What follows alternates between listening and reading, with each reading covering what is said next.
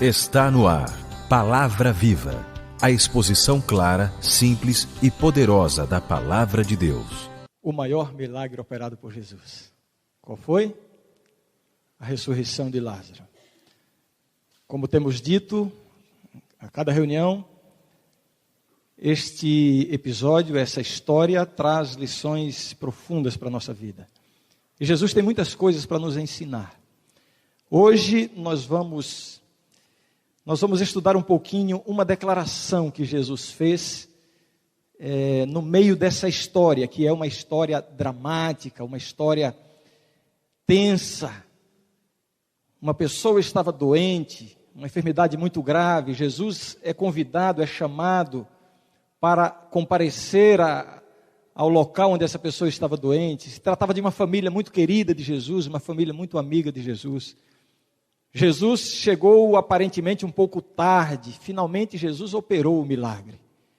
Jesus realizou um milagre que teve repercussão como nenhum outro milagre operado por Jesus. Justamente por isso esse é considerado pelos estudiosos como tendo sido o maior milagre de Jesus.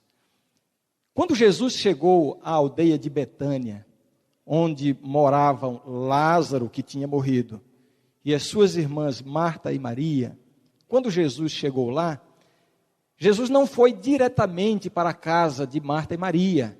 Havia muitas pessoas lá, havia pessoas chorando, havia pessoas pranteando. Havia os profissionais do luto, pessoas que compareciam a essas situações para chorar. Não necessariamente porque estavam se condoendo com a situação, ou porque eram amigos ou próximos à família enlutada, mas porque eram profissionais do choro. Havia pessoas que estavam criticando Jesus, porque, poxa vida, Jesus não veio a tempo, se ele tivesse chegado antes. E essa reclamação, o texto bíblico dá a entender que essa queixa permeou o ambiente durante algum tempo, antes mesmo que Jesus chegasse.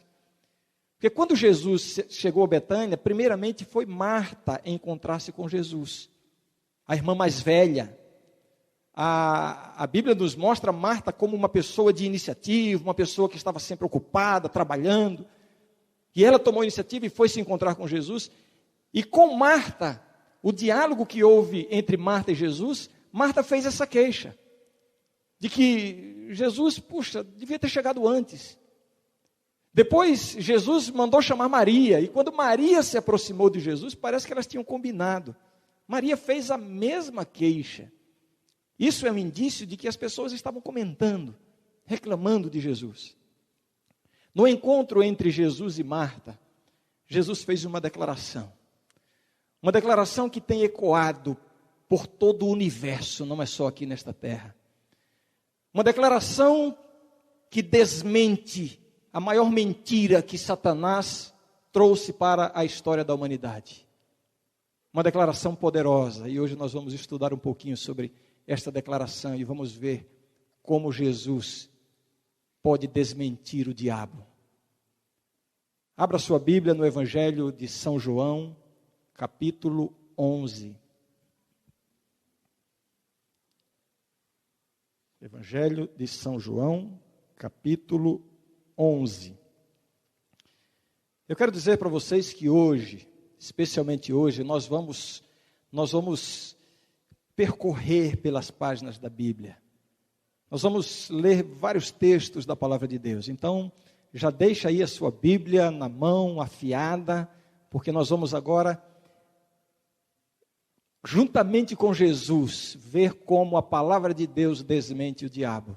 Uma declaração poderosa de Jesus. São João capítulo 11, vamos ler a partir do verso 21. São João 11, verso 21. A Bíblia diz assim, vamos lá. Disse, pois, Marta a Jesus: Senhor, se estiveras aqui, não teria morrido meu irmão. Mas também sei que mesmo agora, tudo quanto pedires a Deus, Deus tu concederá. Declarou-lhe Jesus: teu irmão há de ressurgir. Olhem para mim agora. O que você sentiria se você estivesse ali no lugar de Marta? Senhor, se o Senhor tivesse aqui, Lázaro não teria morrido. Mas eu sei que o que o Senhor pedir a Deus, Deus vai fazer. Parece que há uma insinuação de Marta aí. Há ou não há? Senhor, vejam, Marta não pediu para Jesus ressuscitar Lázaro. Não foi esse o pedido de Marta, mas ela parece que quis insinuar alguma coisa. Senhor, se tu estivesses aqui, Lázaro não teria morrido. Mas eu também sei que tudo que o Senhor pedir a Deus, Deus vai fazer. E aí Jesus diz assim: teu irmão vai ressuscitar. Se fosse você no lugar de Marta, qual seria a sua reação? Eu acho que se fosse eu dava um pulo de alegria e dizia: ô Senhor, que bom, muito obrigado, então vamos logo, que eu quero abraçar meu irmão. Mas, interessante a reação ou as reações de Marta. Marta, ela fica flutuando entre a dúvida e a fé, a confiança e a incredulidade. Senhor, se estivesses aqui, isso é uma expressão de que quem não confia muito em Jesus, mas eu sei que se pedires a Deus, Deus vai fazer. Aí Jesus diz: teu irmão vai ressuscitar. Aí parece que ela passa para o lado da incredulidade. E aí diz assim, vamos ler juntos, verso 24. Eu sei, replicou Marta, que ele há de ressurgir na ressurreição no último dia. Jesus não estava falando de ressurreição do último dia. Jesus disse: teu irmão vai ressuscitar. Mas aí Marta oscilou novamente, foi lá para a incredulidade. Eu sei que ele vai ressurgir no último dia. Marta conhecia o ensinamento bíblico sobre a ressurreição dos mortos. Aqueles que dormem no Senhor, há um dia reservado para que eles ressuscitem. Marta conhecia isso. E Marta tinha esperança de rever o seu irmão neste ou naquele grandioso dia da ressurreição. Eu vou dizer uma coisa para vocês, para você que está me ouvindo e me vendo. Quem crê na ressurreição tem um elemento que quem não crê não tem. Chama-se o elemento esperança. Esperança. A esperança do reencontro. A esperança de ver de novo, de abraçar de novo. Quando alguém morre, se a pessoa morreu em Cristo, e se quem está cercando a pessoa, o pai, a mãe, o irmão, a família, também tem a vida na mão de Jesus, é claro que todos se entristecem, é claro que lágrimas serão derramadas, haverá choro por causa da saudade, mas não haverá desespero. Por quê? Porque a Bíblia fala da esperança do reencontro. Agora, a esperança do reencontro não elimina por completo o sofrimento presente.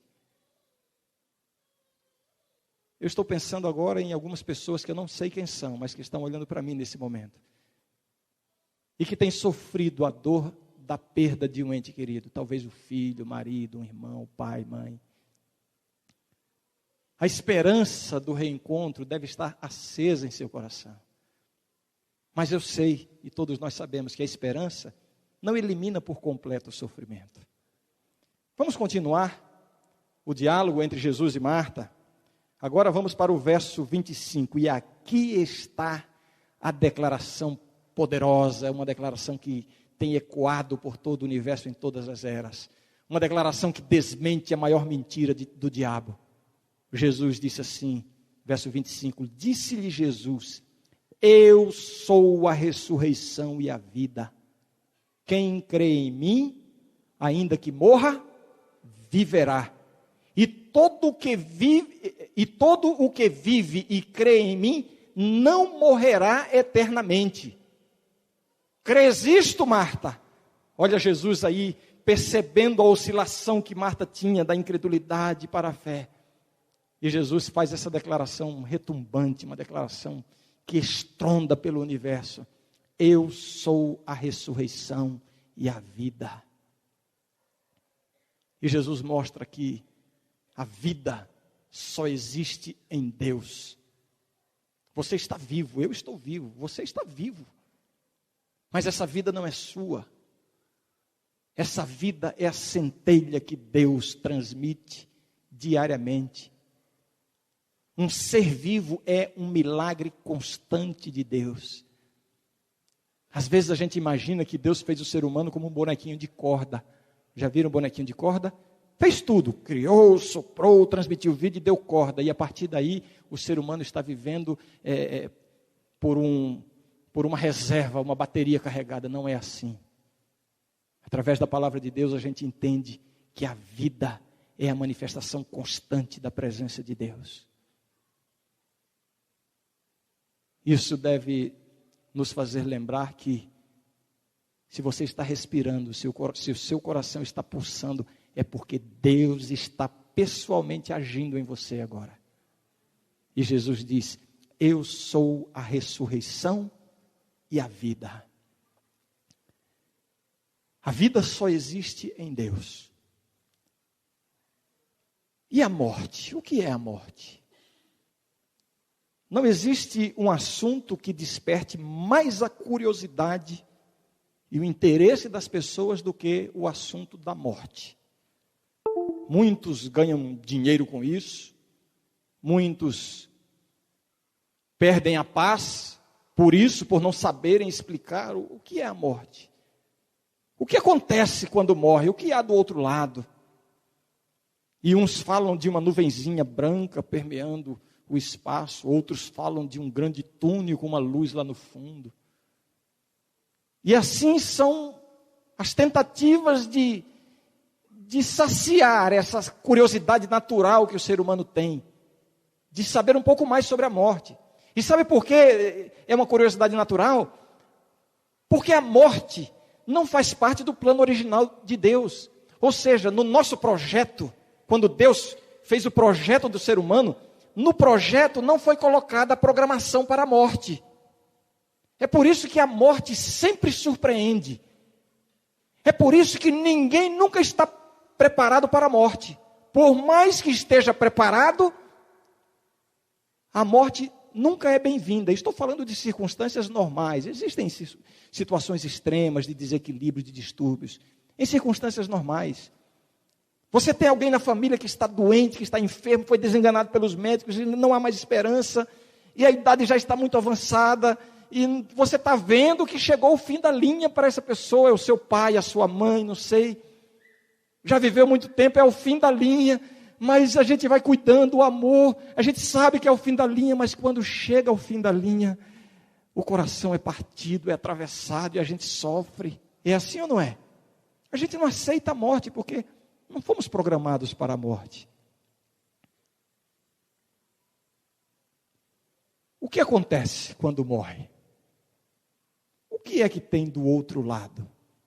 Como se chama o além?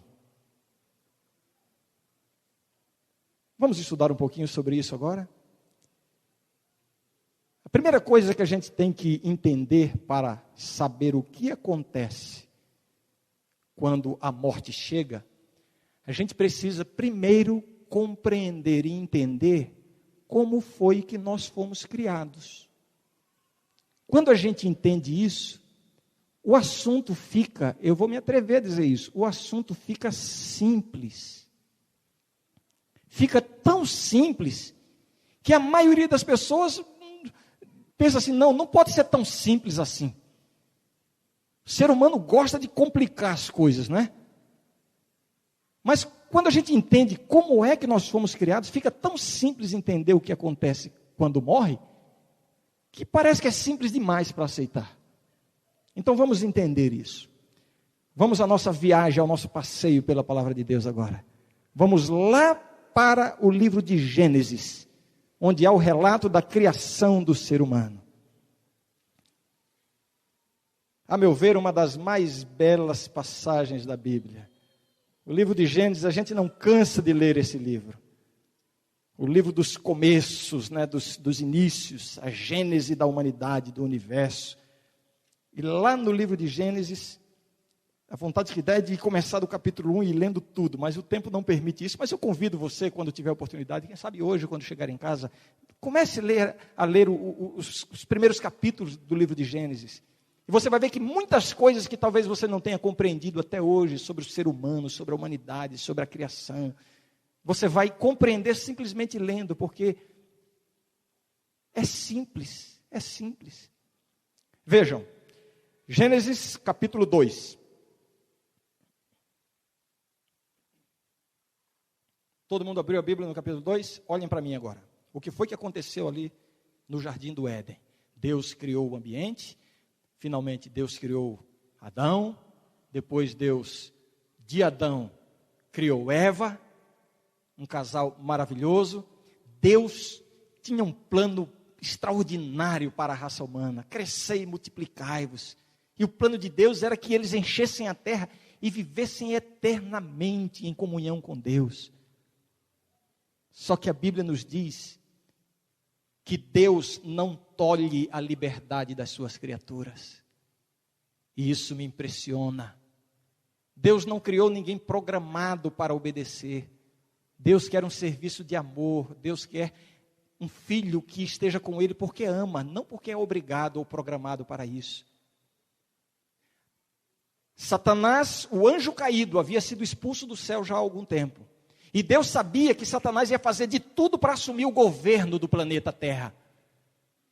Deus então elaborou um plano simples e podemos dizer fácil de ser cumprido, para que então definisse a questão, expulsasse Satanás daqui e a humanidade fosse feliz e vivesse eternamente na Terra.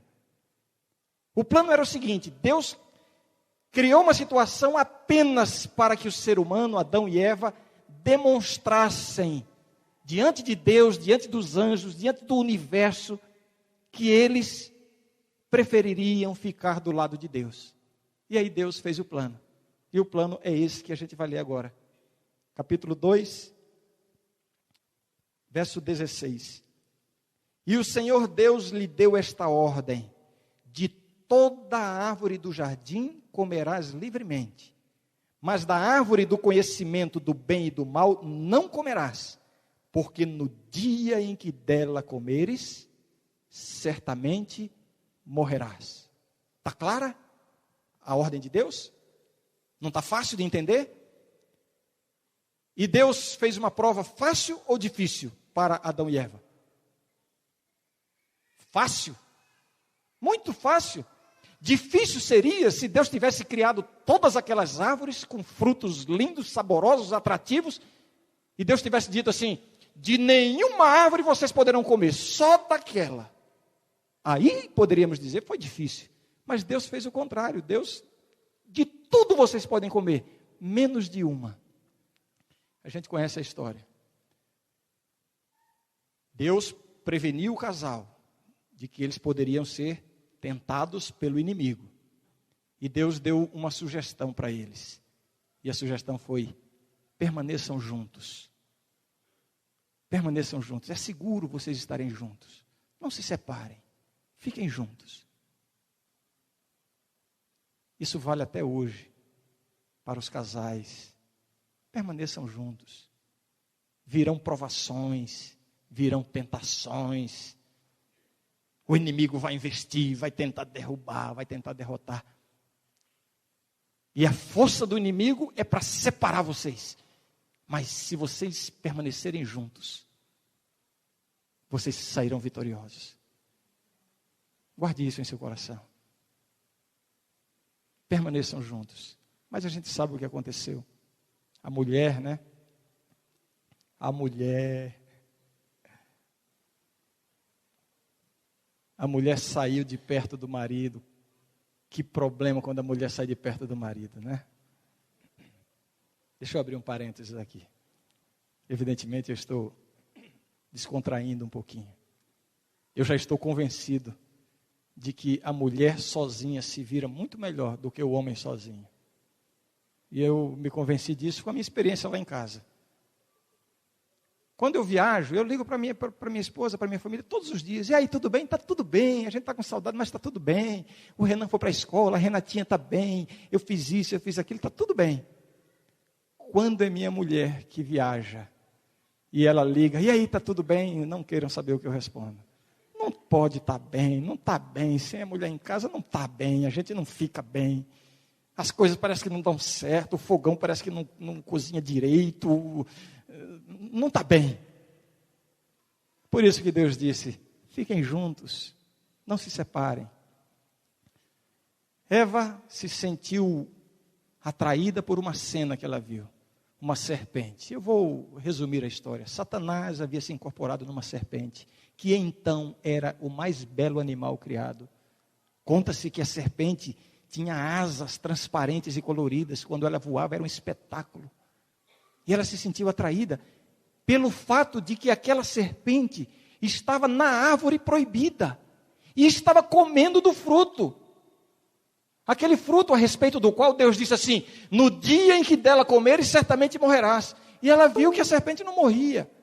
E ela se aproximou, e ali a gente sabe, a gente conhece a história. Satanás se insinuou, e aí Satanás contou a sua mentira.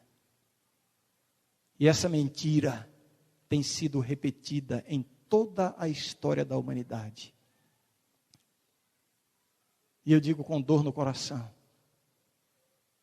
a maioria das pessoas tem caído nessa mentira do diabo. E a gente vai entender que mentira é essa e por que as pessoas têm caído nessa mentira. A mentira do diabo. Vamos ver aí, capítulo 3. A gente está em Gênesis, capítulo 3. Diz assim: mas a serpente, mais sagaz que todos os animais selváticos que o Senhor Deus tinha feito, disse à mulher: é assim que Deus disse, não comereis de toda a árvore do jardim? Olhem para mim agora, eu quero perguntar para vocês, você que está me vendo, foi assim que Deus disse? Foi assim que Deus disse? Não, sim ou não? Respondam para quem está acompanhando em casa ou pela tela, possa ouvir, sim ou não? Não. Então quer dizer que podia comer de toda a árvore? Podia? Mas Deus não disse que tinha uma que não podia? Disse ou não disse? Então não era de toda a árvore que podia comer. Certo? Respondam. Certo. Então o diabo estava certo. Ou não? E agora? Espera aí. Podia comer da árvore, ou de toda a árvore, ou não podia comer de toda a árvore? Não podia. Então, Satanás disse: é assim que Deus disse, não, vocês não podem comer de toda a árvore. Foi isso que Deus disse? Foi? Então ele estava certo, Satanás. Não, foi não. E agora? Que problema a gente está criando aqui agora? Sabe onde é que está o problema? O problema está na ênfase. O problema está na ênfase. A ênfase de Deus é a liberdade. De toda árvore vocês podem comer menos de uma. Satanás distorce as palavras de Deus e tenta convencer o ser humano que obedecer a Deus tira a liberdade. É assim que Deus diz que vocês não podem comer de toda árvore? Essa é uma das mais perspicazes obras de Satanás. Convencer as pessoas de que servir a Deus tira a liberdade. E não é isso que a gente ouve todo dia, não é isso que talvez você já tenha dito tantas vezes. Olha, esse negócio de igreja, de Bíblia, eu acho até interessante, mas olha, eu não posso perder a minha liberdade. Essa é a insinuação do diabo, porque liberdade só existe do lado de Deus. Não existe liberdade sem Deus. E aí começam as insinuações de Satanás, distorcendo aquilo que Deus diz, confundindo a mente do ser humano, representada ali por Eva. Ele vai confundindo. E aí ele chega na declaração que eu estou me referindo aqui como sendo a grande mentira do diabo para a humanidade. Verso 2: respondeu-lhe a mulher: do fruto das árvores do jardim podemos comer, mas do fruto da árvore que está no meio do jardim, disse Deus: dele não comereis, nem tocareis nele, para que não morrais. Não foi isso que Deus disse? Não coma, porque se comerdes, certamente morrerás. Verso 4, veja o que está aí agora. Então a serpente disse à mulher: é certo que não morrereis. Agora Satanás contradiz frontalmente a palavra de Deus. Deus tinha dito: o resultado do pecado, da desobediência, é a morte. O ser humano, se experimentar o pecado, vai passar a ser mortal. Não é que vai ser fulminado naquele momento, mas é que vai iniciar nele um processo de morte. A Bíblia diz: a alma que pecar, essa morrerá. A Bíblia diz: o salário do pecado é a morte. Portanto, a experiência do pecado levou o ser humano a morrer, à morte, a tornar-se mortal. E Satanás diz: certamente não morrerás. Deus diz: certamente morrerás. Satanás diz: certamente não morrerás. E esta é a mentira que tem tirado a salvação de tantas pessoas. Sabem por quê? Porque Satanás continua tentando convencer as pessoas de que o ser humano não é mortal. Mas como, pastor? É impossível, morre gente todo dia. Não, mas ele tem, onde Deus abre uma porta, ele abre milhares para confundir. Ele quer confundir, ele tem alternativas. Não, para uns ele diz assim, o corpo morre, é verdade, é uma morte biológica, mas aqui dentro tem uma coisa que não morre. E uns chamam de alma, de espírito, de seja lá o que for. Para outros ele diz assim, olha, funciona assim, você está no corpo, mas quando essa matéria vai, então esse espírito reencarna no outro corpo. E quando aquela matéria vai para outro corpo, é imortal e vai se aperfeiçoando. E vem as sucessões, as sucessivas reencarnações num processo de aperfeiçoamento. Um processo de aperfeiçoamento. As suas falhas de hoje serão corrigidas na próxima vida. E você vai assim crescendo até atingir a perfeição e vai para o paraíso. E quem é Jesus? Jesus é alguém que alcançou isso. E você também vai alcançar. Você nem precisa dele, sabia? Porque você já está num processo natural. Vejam que a tentativa de Satanás com esse assunto da morte, de imortalidade, o objetivo final dele é somente um: eliminar a pessoa de Jesus e a obra de Jesus em nosso favor. Porque se eu tenho algo em mim, na minha estrutura, na minha constituição, seja uma alma, seja um espírito, seja lá o que for, que não morre, para que eu quero Jesus? Eu já sou imortal. Esta é a mentira que Satanás tem contado para tantas pessoas. Esta foi a primeira controvérsia. Agora vamos entender o que a palavra de Deus nos ensina sobre isso. Jesus disse: eu sou a ressurreição e a vida. Vida só em Jesus, só Deus. Eu disse no princípio para vocês que para a gente entender esse assunto, a gente precisa compreender como foi que nós fomos criados. Eu quero ler agora 2 textos.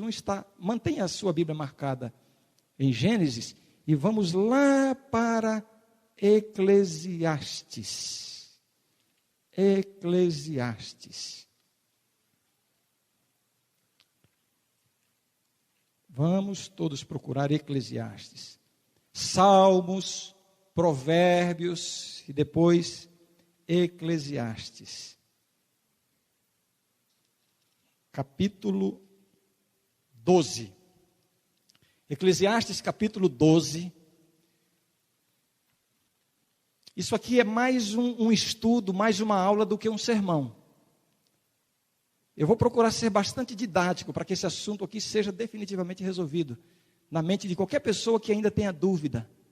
Porque, como eu disse, é simples, é mais simples do que você pode imaginar. Eclesiastes capítulo 12 fala sobre o que acontece com a pessoa quando ela morre. E está no verso 7.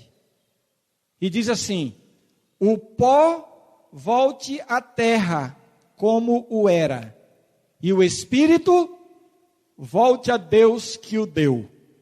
Aí já tem alguém pensando aí: ué, pastor, o senhor falou que não tem espírito, como é que agora tem? Vejam, a constituição do ser humano. O texto de Eclesiastes apresenta 2 elementos, que é o homem. O homem, 2 elementos. A terminologia, os termos que Eclesiastes usa, que o livro de Eclesiastes usa, o corpo ele chama de quê? De pó. E a outra parte, que a gente vai entender agora o que chama de espírito. O pó volta, quando a pessoa morre, né? O pó volta à terra, o espírito volta a Deus que o deu.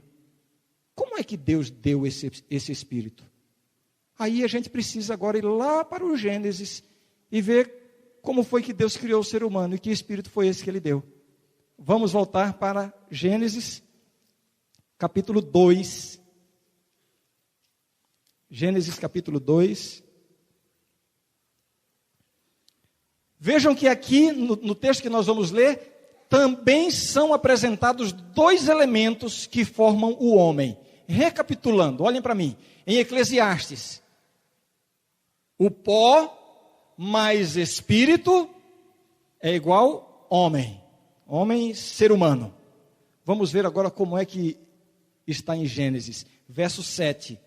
Então formou o Senhor Deus ao homem. Olha o homem aí, o produto final. Formou de quê?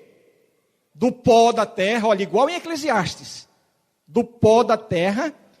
E lhe soprou nas narinas o quê? O fôlego de vida. Eclesiastes chama pó e espírito. E aí forma homem, ser humano. Gênesis diz pó, é o mesmo pó. E agora Gênesis não diz espírito, mas explica o que é esse espírito. Que espírito é esse? O fôlego da vida. E qual é o resultado final? O homem? Lá em Eclesiastes, mas em Gênesis não diz que é homem. Como é que diz aí? E o homem se fez o quê? Alma vivente. Já entendemos o que é alma, o que é espírito e o que é o ser humano. Não está simples? O pó, o corpo. A matéria, Deus formou do pó. Volta para a terra. O espírito não é uma entidade fantasmagórica, consciente, que sobrevive à morte. Não. O espírito, a Bíblia explica, é o fôlego de vida, a centelha vital que vem de Deus. Por isso que eu comecei dizendo, a vida só existe em Deus.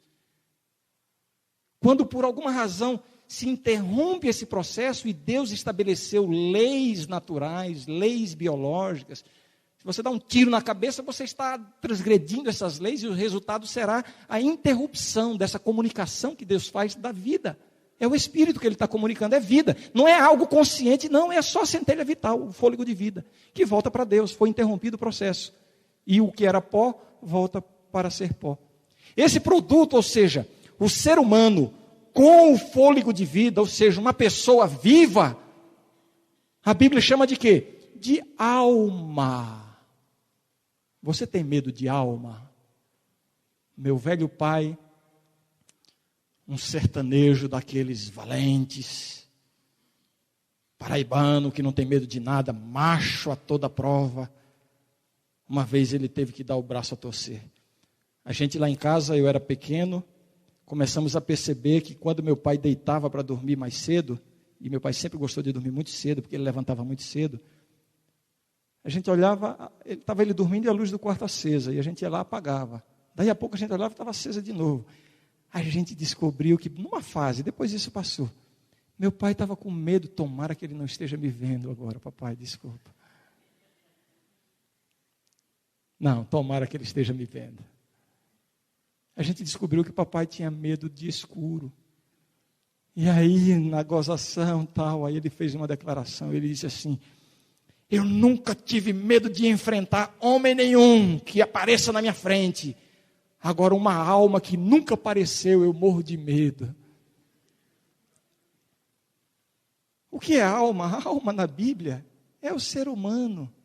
A Bíblia diz, se referindo ao povo de Deus, quando foi para o Egito e depois voltou numa multidão inumerável, a Bíblia diz, quando vossos pais subiram ou desceram para o Egito, eram 70 almas. Não era uma comitiva mal assombrada que estava indo para lá, não. Eram 70 pessoas. Alma é pessoa. A palavra alma e espírito na Bíblia, a gente não vai entrar aqui nos termos originais, grego e hebraico, assumem também outros significados. Há ocasiões em que alma e espírito podem significar sentimentos, emoções, afeições. Mas nesse contexto que nós estamos estudando, espírito é vida, é o fôlego de vida, não é uma entidade independente e consciente. E alma é o ser humano vivo. Deu para entender agora? E agora, quando você ouvir Satanás dizendo, certamente não morrereis, você pode dizer assim, você já foi desmascarado por Jesus. Porque o ser humano é mortal e para ter vida é só em Jesus. Não temos vida em nós mesmos, não há sobrevivência sem Jesus. Por isso que Jesus disse: eu sou a ressurreição e a vida. Eu quero ler mais um texto, eu trouxe muitos textos da Bíblia, mas não vamos ler todos. Vamos ler Eclesiastes, ainda Eclesiastes. O livro de Eclesiastes tem diversas passagens esclarecedoras sobre esse assunto. Vamos ler agora Eclesiastes, capítulo 9. Capítulo 9. Vamos ver se fica alguma dúvida ainda. Se fica alguma dúvida sobre o que acontece a uma pessoa quando ela morre. Eclesiastes, capítulo 9. Vamos ler aqui, verso 5 primeiramente. Diz assim: porque os vivos sabem que hão de morrer, mas os mortos não sabem coisa nenhuma, nem tampouco terão eles recompensa, porque a sua memória jaz no esquecimento. Vejam, essa passagem já nos diz muitas coisas. Não sabem coisa nenhuma. Então, essa história de consultar mortos, isso é coisa para confirmar a mentira do diabo, porque quem morreu não sabe mais de nada. Deu para entender? Está claro aqui ou não está?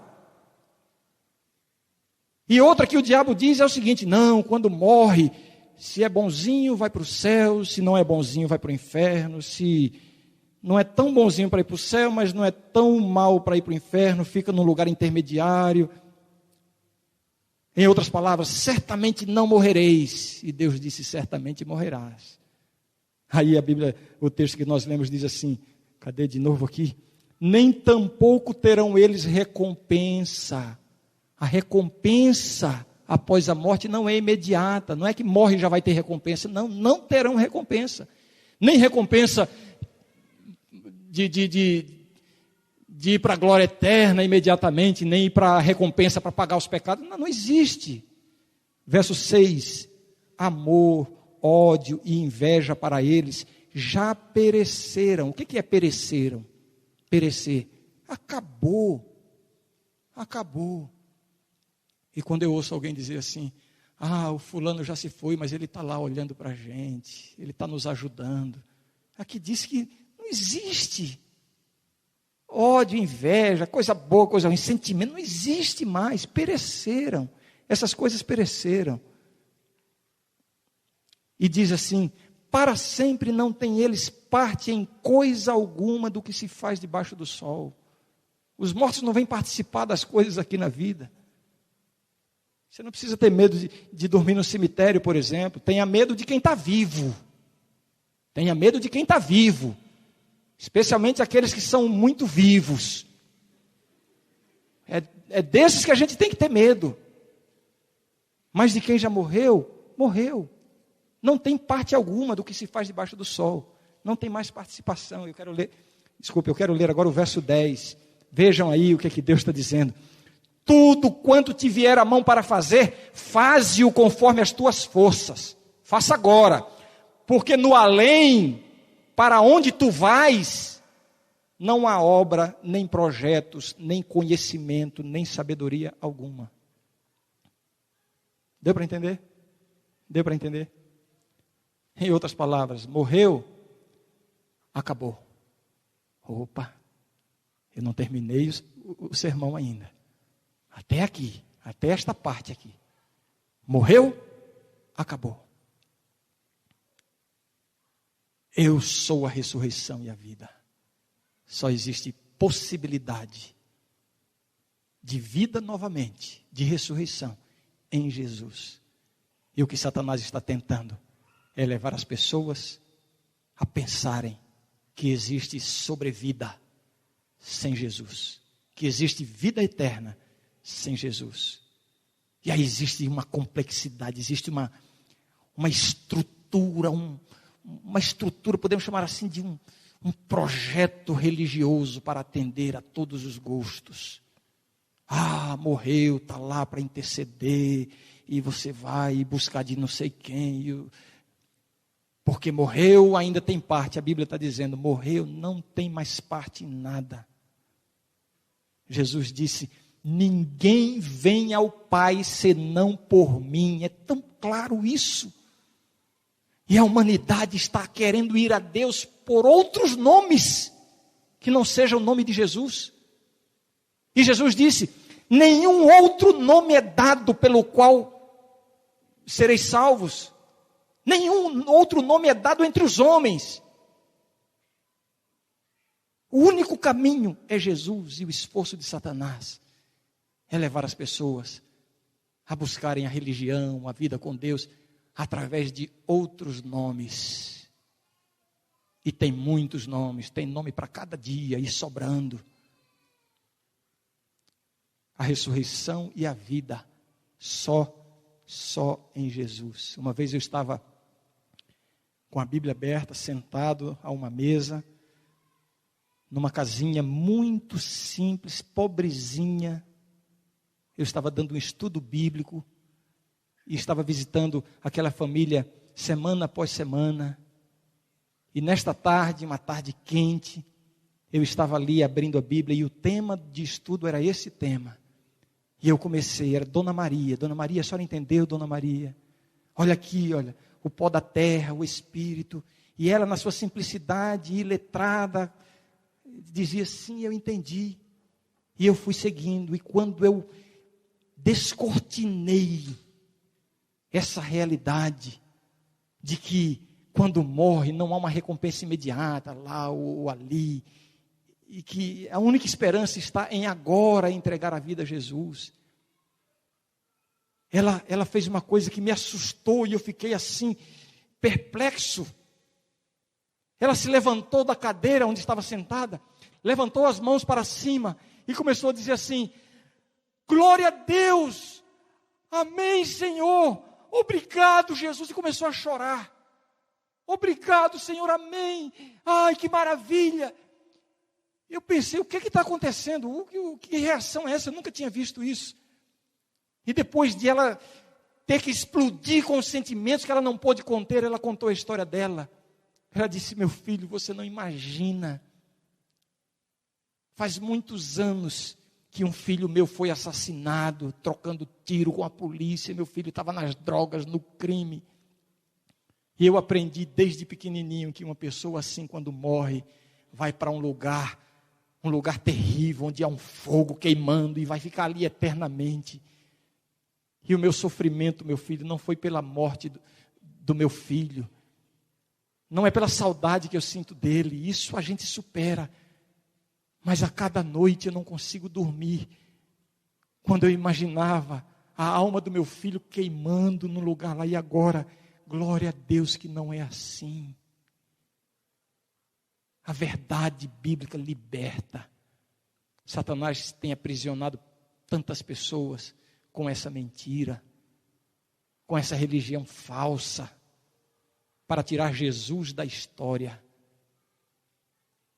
Ela disse assim: eu não vou mais ver meu filho, mas eu entendo agora, e eu aceito. E eu estou confortada só em saber que ele não está sofrendo, que a alma dele não está lá não sei aonde queimando. A palavra de Deus liberta. Ali eu vi uma pessoa ser liberta de um sofrimento, de uma dor, por causa de uma mentira. Uma mentira que o diabo contou lá no Éden e vem repetindo até hoje. Certamente não morrerás. Vai sobreviver de alguma forma. Esta é a mentira que Jesus desmascarou lá na história da ressurreição de Lázaro, quando ele disse assim: eu sou a ressurreição e a vida. E a Bíblia nos mostra que Deus reservou um dia glorioso, em que todos aqueles que entregaram a vida a Jesus, aliás, a Bíblia nos diz que todos os que morreram vão ressuscitar, todos, salvos e perdidos, os que aceitaram e os que não aceitaram, todos um dia vão ressuscitar. E a Bíblia diz assim: uns vão ressuscitar para a vida, outros para a condenação. Mas não é uma condenação que vai durar eternamente. É uma condenação como pagamento pelos pecados, mas vai aniquilar. E não vai existir ninguém sofrendo. Se um ser humano não pode suportar a ideia de ter um filho sofrendo no fogo do inferno, Como é que Deus, um pai amoroso, pode suportar a ideia de ter bilhões e bilhões de filhos seus queimando por toda a eternidade? Que Deus é esse? É esse que é o Deus de amor? Que tem seus filhos a quem Ele ama tanto e Ele vai conviver com isso por toda a eternidade? Isso não pode, essa é a mentira de Satanás.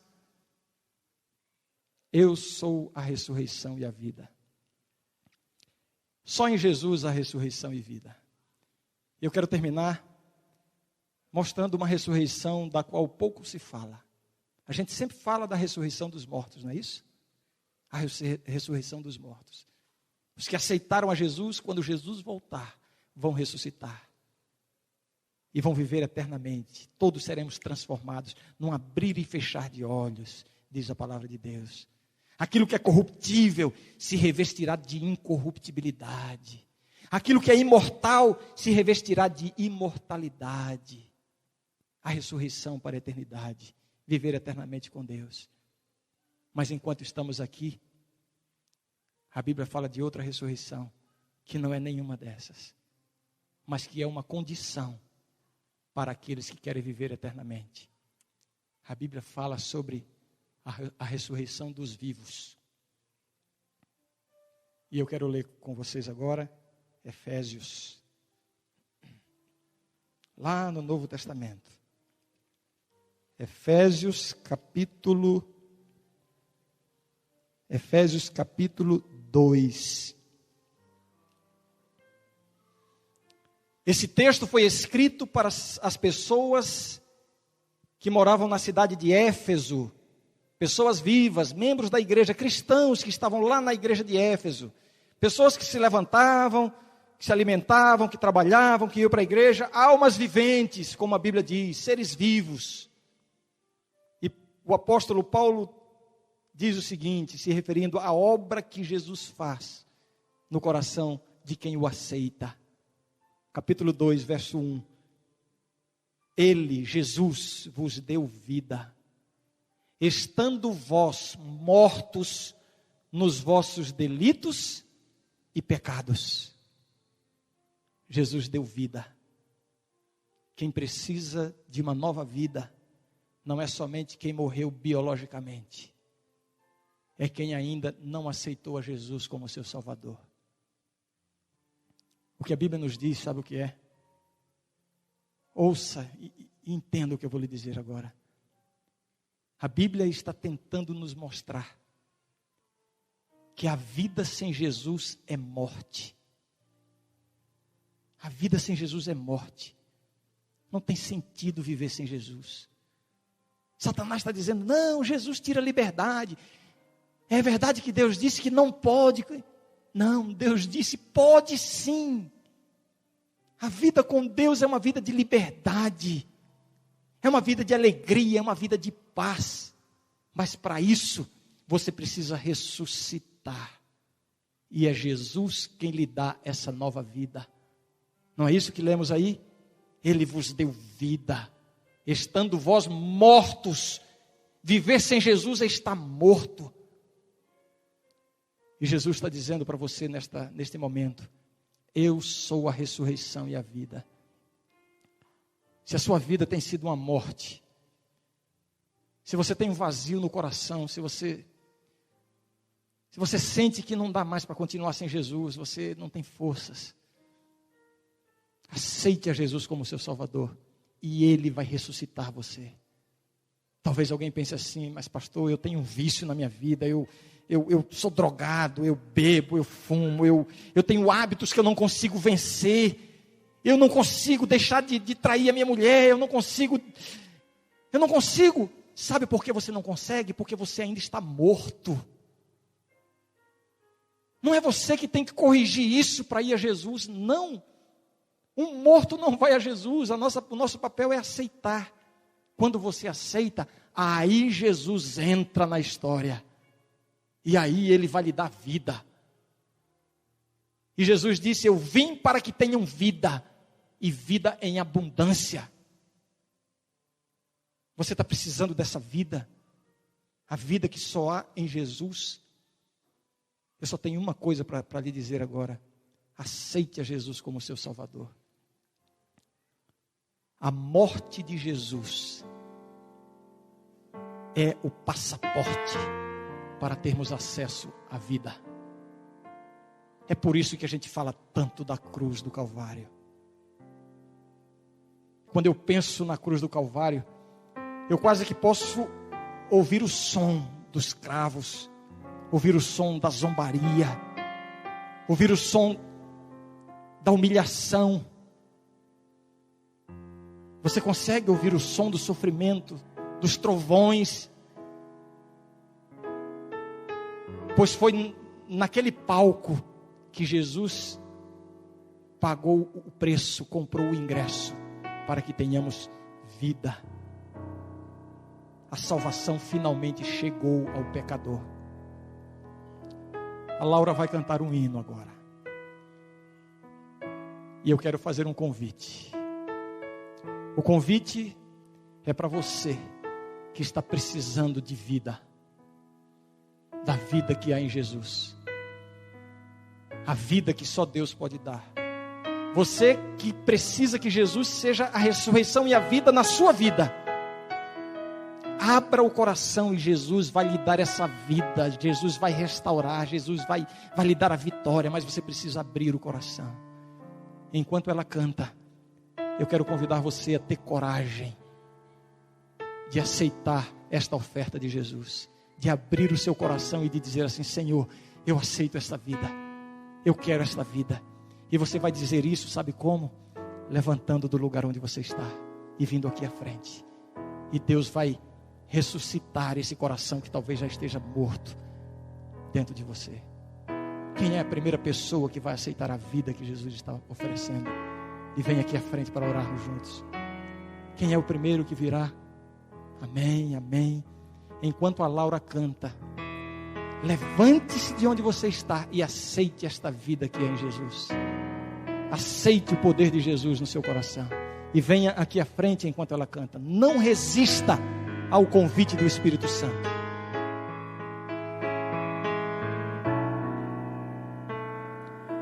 Ouço o som do martelo batendo nos cravos. Ouço o som de blasfêmia de homens irados. Ouço o som de Jesus ofegante e aflito.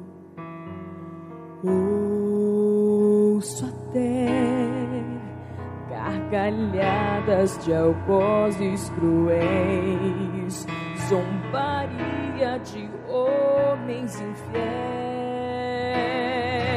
Ouço o som de Maria a seus pés soluçando. Ouço o som de trovões e clarões protestando.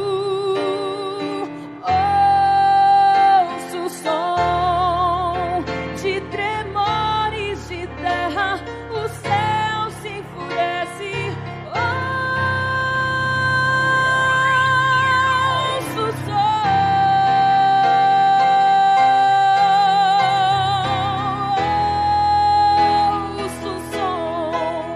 de angústia, de dor, de gemidos. Ouço o som de esperança aos homens perdidos. Vejo o Pai com seu coração dilacerado por estar de Jesus separado. Que mistério! Mas da morte brotou nova vida, da tragédia irrompe a alegria. Salvação chegou a pecador.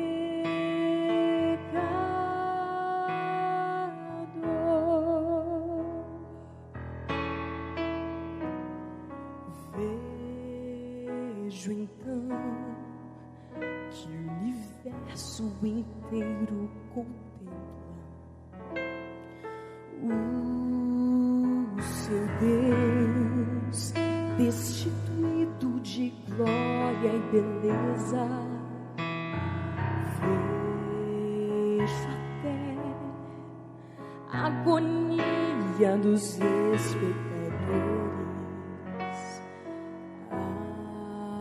ao olhar esta cena tão forte e brutal, o ataque das forças do mal. Vejo ali os discípulos em desespero, pois Jesus, o seu mestre, o pão verdadeiro, morto foi, e seu sangue escorre daquele madeiro. Quanta dor!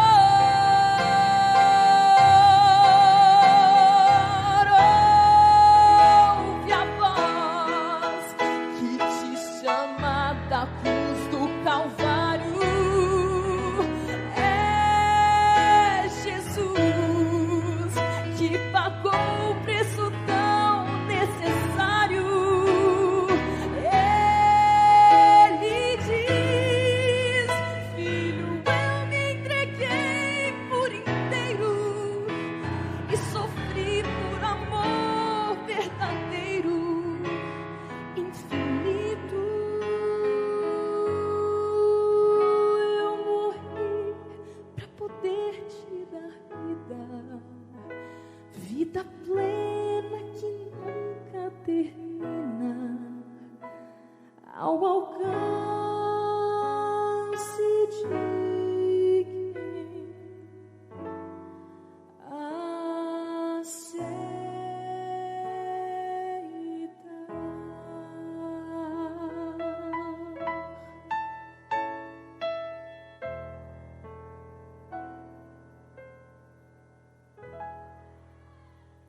Querido Deus, obrigado, Senhor, porque através da Tua palavra podemos entender que em Jesus há vida e que a vida sem Jesus é morte. Senhor, obrigado porque o Teu convite foi aceito por tantas pessoas que se manifestaram, se levantaram do seu lugar entendendo que precisam estar contigo para verdadeiramente terem vida. Abençoa essas pessoas, Senhor. Eles têm lutas, têm problemas, têm dificuldades. É possível que alguns deles tenham vícios, situações que os têm impedido de te servir até aqui. Mas Tu prometeste, Senhor, de que quando abrimos o coração a Jesus, Ele nos dá uma nova vida. Que essa seja a experiência de cada um de nós que estamos aqui na Tua presença neste momento. Em nome de Jesus nós te oramos. Amém. Você ouviu Palavra Viva, que volta amanhã neste mesmo horário.